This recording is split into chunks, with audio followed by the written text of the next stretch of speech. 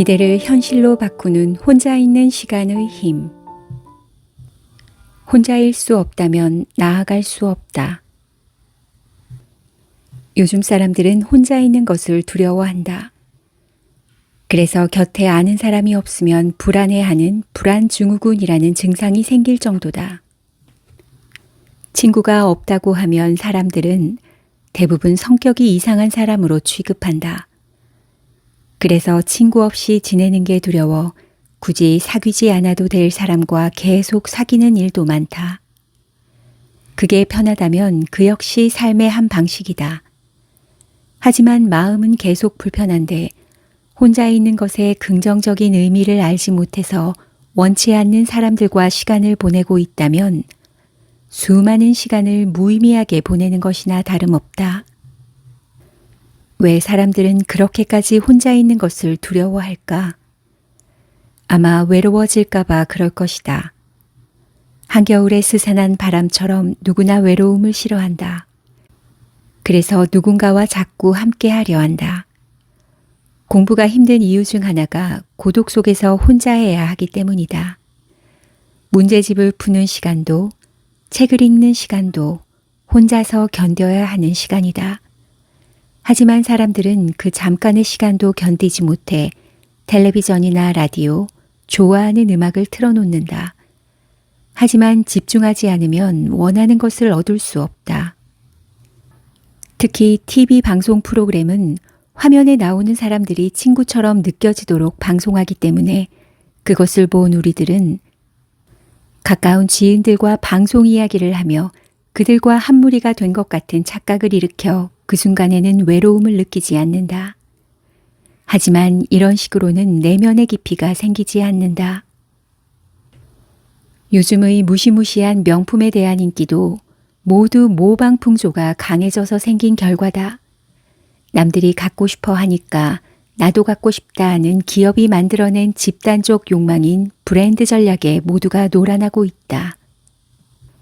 점점 눈앞의 일에 급급해 나는 누구인가? 산다는 것은 어떤 것인가? 라는 근본적인 물음과 마주하는 것에서 멀어지고 있다.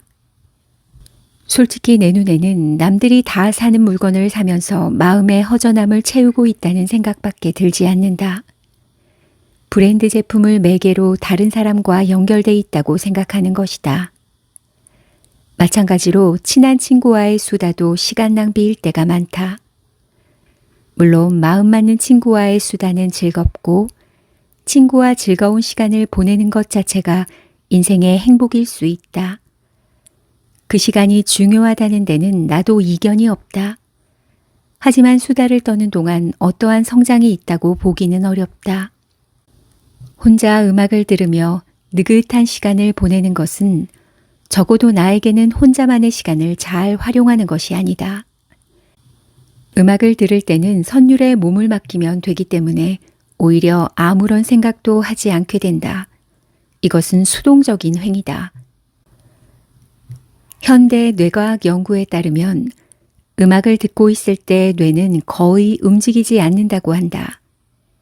나는 혼자만의 시간을 편안하게 보내자, 자신을 치유하자고 주장하는 것이 아니다. 자신과 마주하는 시간, 혹은 자신의 능력을 충분히 키우는 시간을 좀 더 갖자고 말하고 싶다. 뇌를 뜨겁게 달아오르게 하는 지적인 생활이야말로 누구나 경험해야만 하는 혼자 있는 시간의 본질이다. 이러한 시간을 보내기 위해서는 많은 에너지가 필요하다.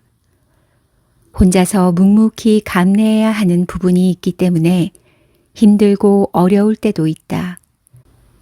물론 혼자서 편안하고 밝게 시간을 보내는 것도 좋다. 하지만 혼자 있는 시간은 그보다 좀 더 의미 있게 보내야 한다. 나는 가능하면 에너지가 넘치는 젊은 시기에 자기를 위한 시간을 보내면서 혼자 있는 시간의 힘을 받아들이고 경험해 보았으면 한다. 친구와 떠들고 술집에서 신나게 젊음을 발산하는 것만으로는 성장할 수 없다.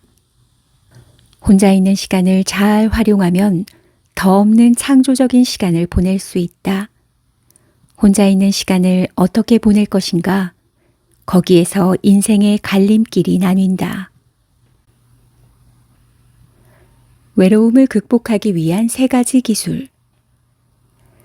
마음이 잘 맞는 친구가 여러 명 있다는 것은 축복이다.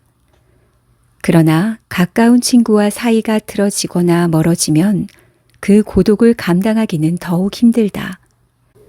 하지만 긴 인생에서 그런 일도 종종 일어나게 마련이다.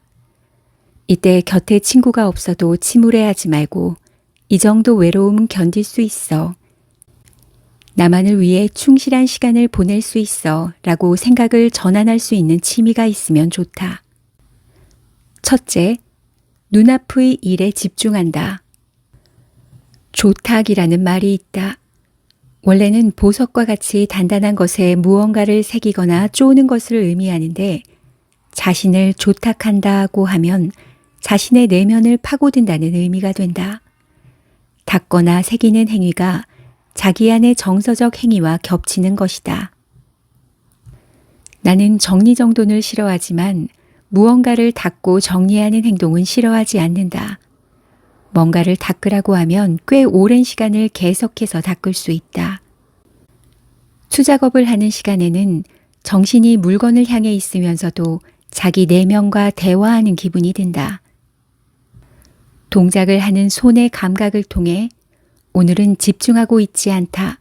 오늘은 기분 좋게 닦이고 있구나 하는 것을 느끼면서 직접 집중력을 가늠할 수 있기 때문에 자기의 세계에 더욱 깊이 빠져들 수 있다. 둘째, 원서를 읽거나 번역을 해본다.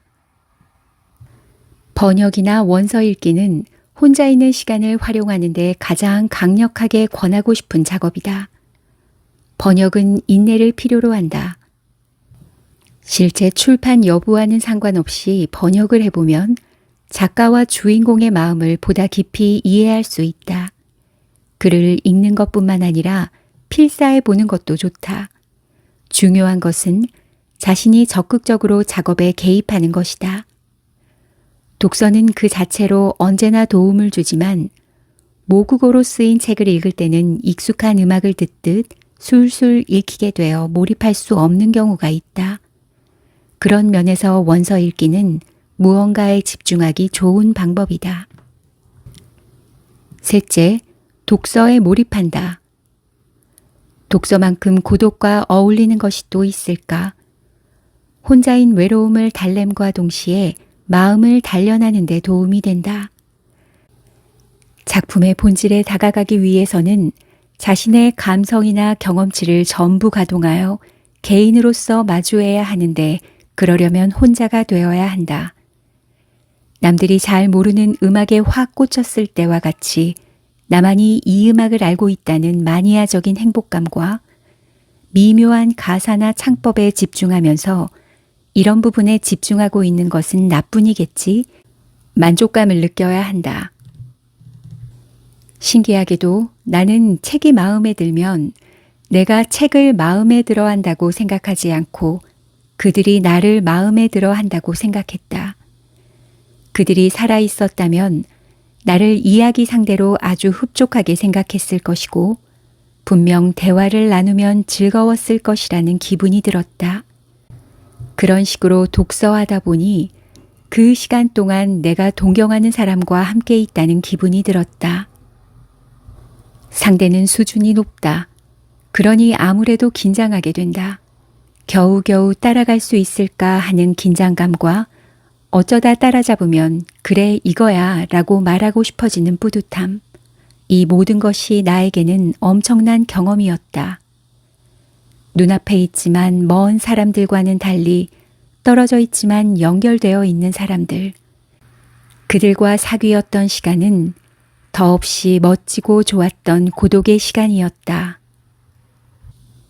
생각만으로 안정감을 주는 마인드 컨트롤. 나는 물뿐만 아니라 땅과 불, 바람, 자연이라면 어느 것이든 고독의 시간을 위로해 준다고 생각한다. 불을 보고 있으면 마음까지 따뜻해진다.